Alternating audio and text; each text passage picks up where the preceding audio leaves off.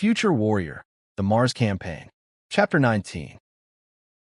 In moments, a furious firefight had developed amongst the dunes, the air alive with lethal projectiles of every type.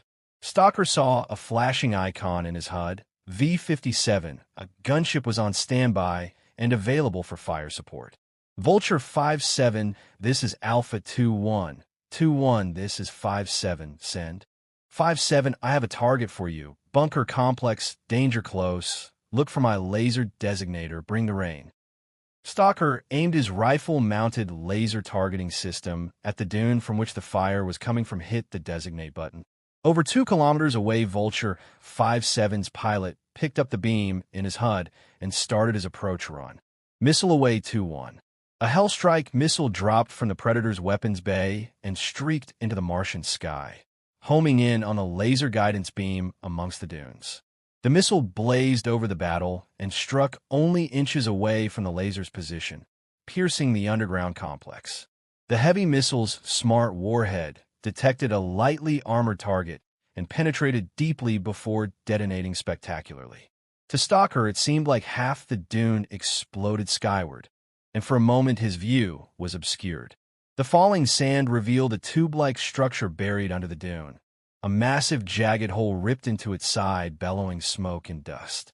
There was a long burst of heavy cannon rounds, and the area around the dune rippled with small explosions. The Predator flashing past fast and low, leaving bright missile decoy flares in its wake. Stalker saw the units on his left begin moving forward, air cavalry troopers providing covering fire.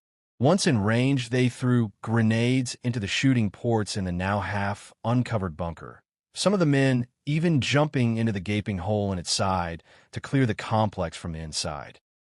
Firing was continuing all along the line as more Red troops emerged from unseen bunkers under the sand, and their missiles flashed past on their way to sow destruction to some unseen target. The support fire now, guided by the Company Forward Observer, or CFO. Stalker joined the advance and jogged up to the exposed metal edge of the bunker. There were Reds in the dunes ahead, and he opened fire, putting carefully aimed shots into the enemy troops, hitting at least 2 before the rest dropped from sight.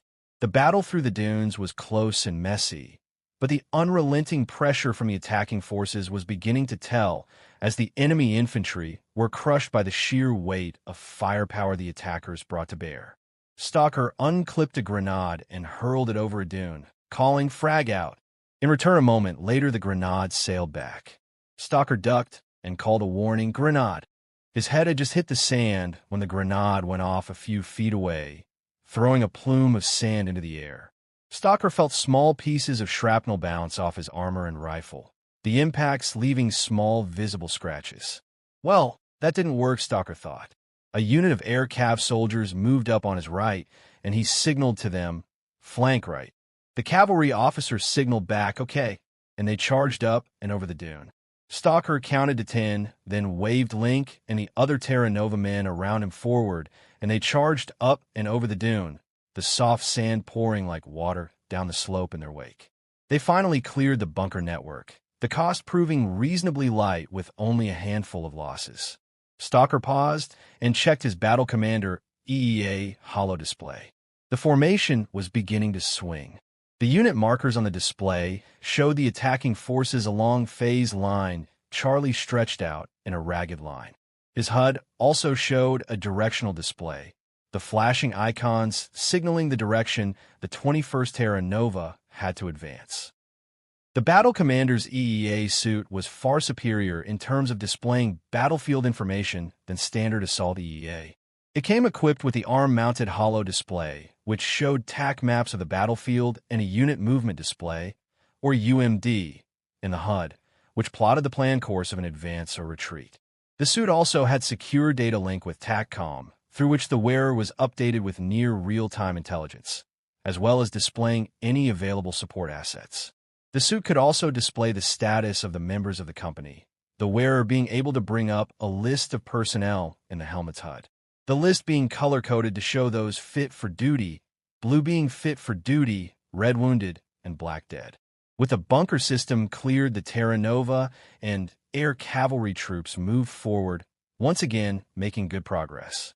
As they advanced, Stalker saw the movement display start to swing to the southeast. The door was starting to close.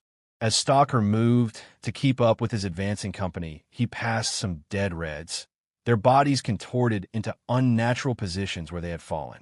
Many of the bodies having slid down the dunes to form macabre heaps in the small valleys between the towering rows of fine sand. The area around the 21st Terra Nova had grown quiet, but in the distance, Stalker could hear scattered firing. The 21st Company, along with the rest of the 1st and 2nd Regiments, moved forward, the dispersed lines of men looking very much like soldiers of a past age. As he advanced, Stalker listened to the TACnet. All units were advancing and making good progress after crushing initial resistance from a line of concealed bunkers. Stalker was lost in thought for a moment when one of the air cav officers who was up front scouting the advance paused, looking in the distance carefully. As he turned back to speak to his men, he was cut in half in the blink of an eye by a blistering bolt of green light, his two halves falling to the ground, the flesh sizzling noisily. "Contact! Man down, man down!" Everyone dropped, the air suddenly filling with a growing roaring sound. "Incoming, disperse!" The rocket barrage came to Earth with a ground-shuddering impact, the explosions rippling across the front line, throwing dust, rocks, sand, and shrapnel in all directions. Around him, Stalker could hear rock falling and the zing of pieces of metal passing close at high speed. He also heard another noise, one he had heard all too often, the cries of wounded men. Another barrage thundered in close on the heels of the first. What the hell have I walked my company into? Stalker thought. He had to see what was going on. Stalker crawled towards the top of the nearest dune, others following his example. All around the ground shook and heaved as the rockets landed in a terrible deluge. Stalker reached the top and peered into the distance. At first, he saw nothing, then his EEA's helmet sensors detected movement, first one, then a second mecha, the tops of them appearing above the dunes as they moved. The smoke trails from the rockets led to a position in the dunes close to the mechs, which were clearly guarding the artillery position. As he watched, Stalker saw another barrage launched, this one targeted further down the line. One of the mecha also pivoted and fired 2 missiles, the sleek weapons streaking skyward and overhead at an incredible speed and disappearing from sight. All units forward, keep moving, anti-tank teams up front. 3 men sprinted and collapsed into the sand alongside Stalker. One of them was Link. "Where have you been hiding, Link?" "Sorry, boss, got hung up back there." The 2 other men carried a long corkscrew missile launcher and quickly deployed it just as another barrage came hurtling in and hammered into the ground. It was like being inside a fireworks show. The heavy explosions shook the ground and were followed by a rippling carpet of smaller detonations as hundreds of smaller submunitions exploded. "Still alive, boss?" "You know it, Link." Link spotted the enemy mecha and used his scout's sniper issue EEA helmet to assess the enemy for the missile team. "Target mech, 2,500 meters. Identify as Jackal pattern. Fire when ready." The missile team paused for a moment. Then, with a hiss, the missile jumped from the launcher and shot out several feet. With a flash and blast of exhaust, the missile's scramjet motor ignited and sent it blazing off into the distance. "Missile away, reload."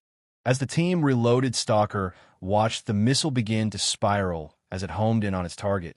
Several other missiles were also now in flight headed for the enemy. The mecha reacted with remarkable speed. Together, they boosted and jinked, launched decoys, and their active defenses targeted the incoming missiles. They also fired bursts of autocannon fire back down the missile's trajectory, the cannon rounds switching to airburst mode and detonating over the dunes, showering the area with lethal shrapnel. Most of the missiles were decoyed or knocked out of the sky. One mech, however, was unlucky. In the battle of computers, the spiraling corkscrew missile defeated the mech's defensive systems and smashed into the mech's armored frame. The missile's heat warhead bored into the mech's armored flank and shattered one of its primary power cells. As the mech's systems faltered, it was vulnerable, a second wave of missiles getting through its weakened defenses and smashing to the ground. The remaining mech replied by laying a multispectral smoke screen, the missiles targeting it being blinded and crashing harmlessly into the sand. A flight of predators swooped overhead and headed for the distant enemy, unleashing a whirlwind of rockets and cannon fire. Tracers rose out of the smoke to meet them, and one of the gunships was hit, going spiraling into the ground. In the smoke, Stalker could see explosions, dust, and black smoke joining the white of the smokescreen. They had hit something, the barrage stuttering to a halt. Stalker jumped to his feet, surprised not to be wounded, and shot a quick look around. The area looked like a cratered hell, and several men were down, medics already attending to them. "You all right, Link?"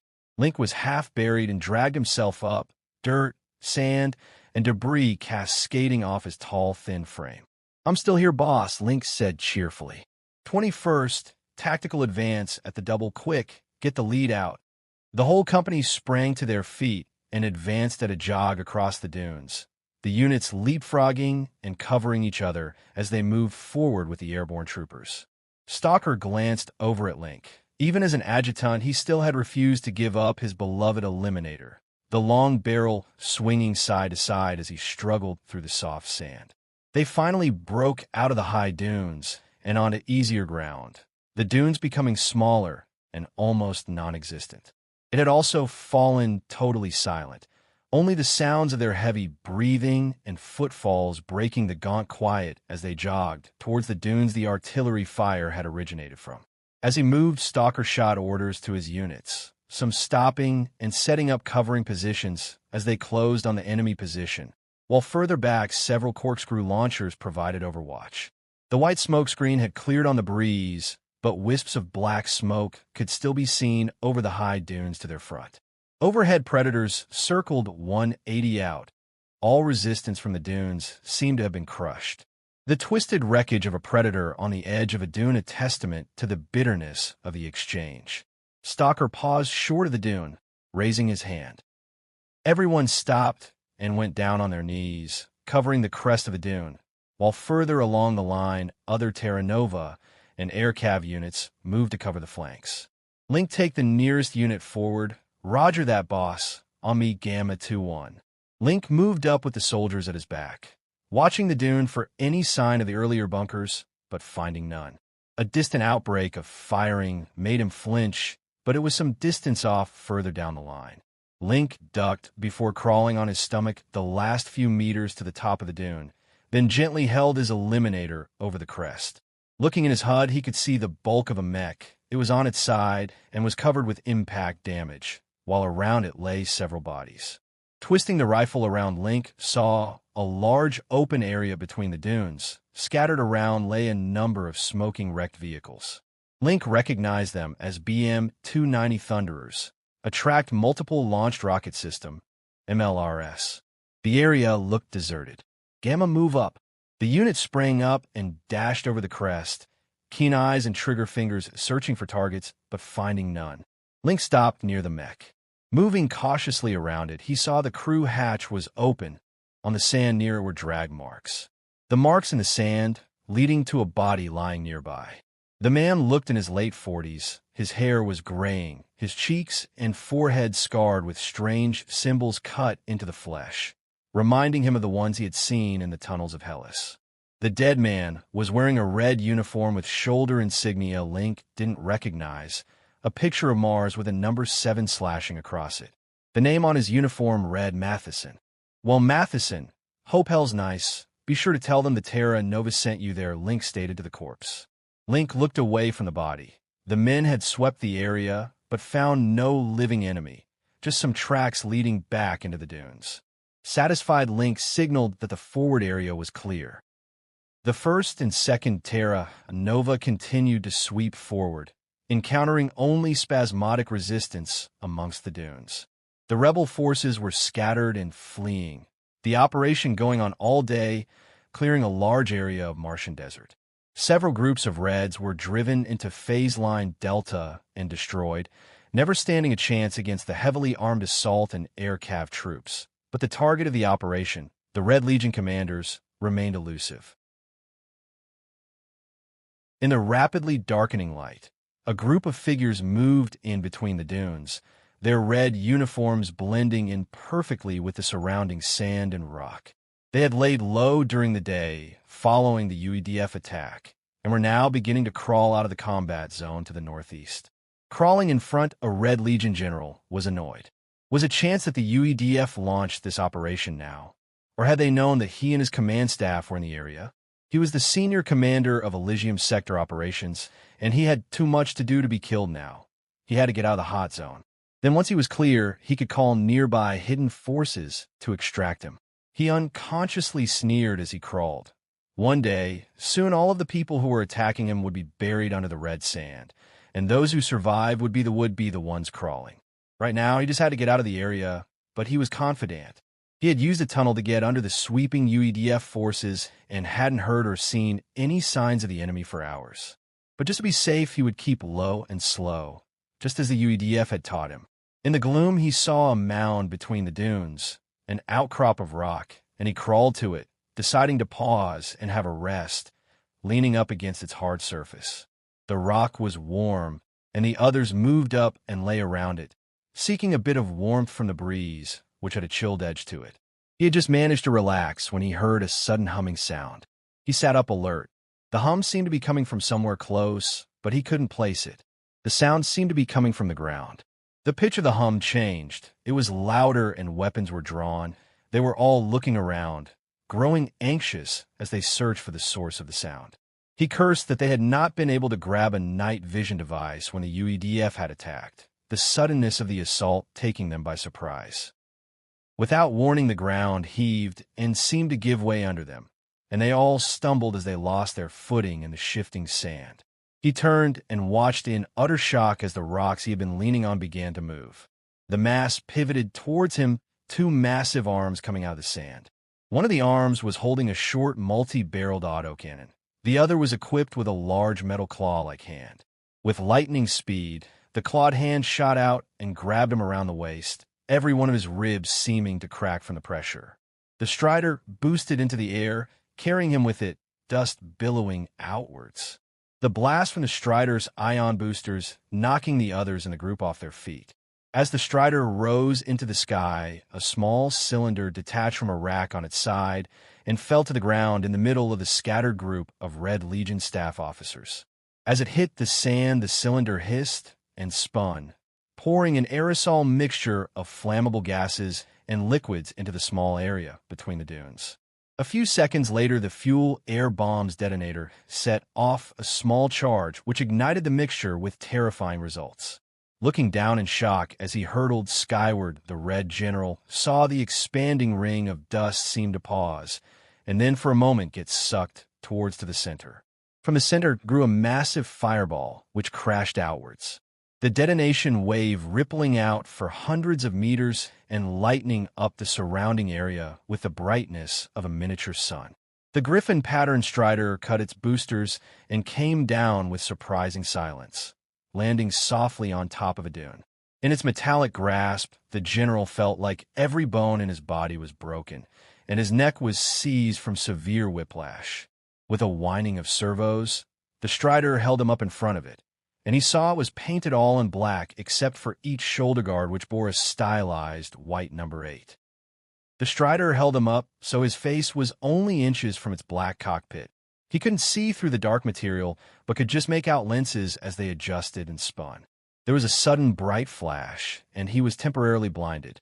Inside the Strider, the pilot sent the image of the man's face to Stratcom. Moments later, a response came back. Target Vieira 3, identity confirmed, termination authorized. The general struggled with the last of his strength, trying to break free and reach his sidearm, before finally giving up. In despair, he shouted at the dark, motionless machine in front of him. "Who are you? What do you want?" "Fuck you." In response, a loud, booming voice, amplified hundreds of times, abruptly blasted out into his face. "We are the Terra Nova, and we have come to destroy you." The Strider brought up its autocannon, and in one smooth movement, fired a single large-caliber shell straight into the man's temple, his head disintegrating into a mass of reddish-gray gore in an instant. The Strider tossed the ruined corpse away. the body landing unnoticed in a crumpled heap far from the Strider. The pilot checked the status of his machine. All the indicators and diagnostics were green, and no targets showed on his sensors. He stretched, the Strider moving like it was part of his own body. New orders streamed in on his display from his team leader. He verified the message and engaged the ion boosters. The hunt was back on. Stalker sat on the ground, leaning on a pallet of supplies. The area was bathed in light and an ion generator that had been flown and hummed in the background. The sweep was complete, and all around the exhausted men had collapsed and were grabbing a little rest while waiting for extraction. Everyone was dirty and tired, and Stalker's joints ached. He looked across at Link, who was laid out alongside his rifle, dead to the world. A group of air cav were chatting nearby. Amongst them was a captain.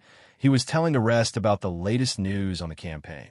Stalker adjusted his suit's audio, and the captain's voice came through loud and clear. Hellas has been cleared of Reds, but the cost was high. Reports are that the 5th Mechanized Corps and the 1st Mecha Corps fought a 3-day battle to breach the defenses around Hellas. 5th Corps suffering over 30% losses before being relieved by elements of the 10th Mechanized and 4th Infantry Corps, who fought their way into the main settlements. I heard about that from a buddy of mine in the 34th Infantry. He said the tunnels were hell, sir.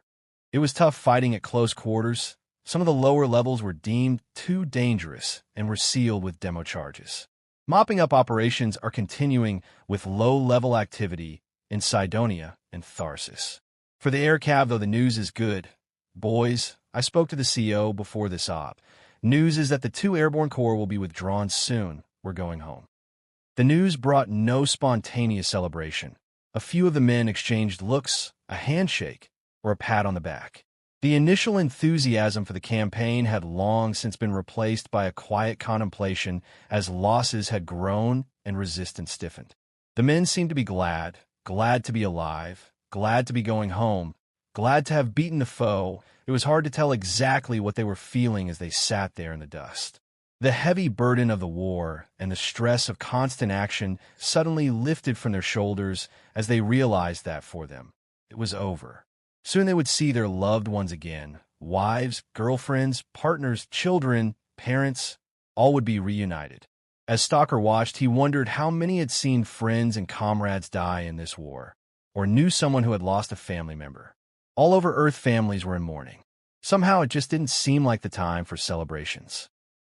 Stalker tuned out of the group's conversation, his thoughts turning to what the future had in store for the Terra Nova and for him.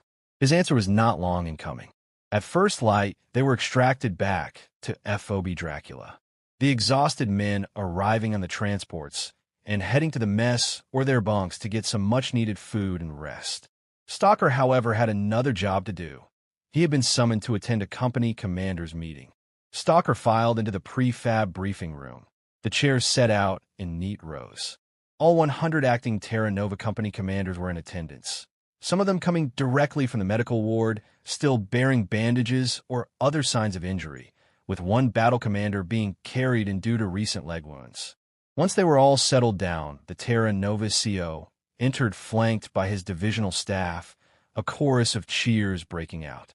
The CO waved them away and called for silence. "Good morning, specialists."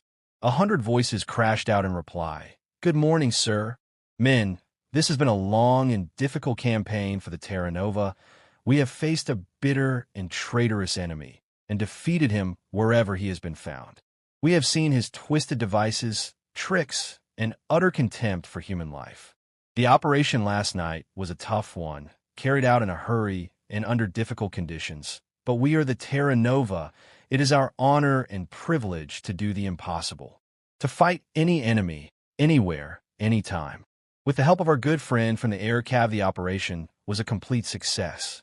A large enemy facility was destroyed, hundreds of the enemy were killed, and a strider of our own 8th Regiment located and terminated as senior enemy commander. Despite this, the fight is not yet over.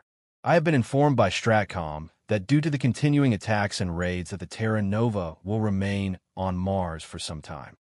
The men took the news impassively. They all knew when they qualified for service and joined the Terra Nova that with it came with greater risks and a greater workload than other regular UDF units.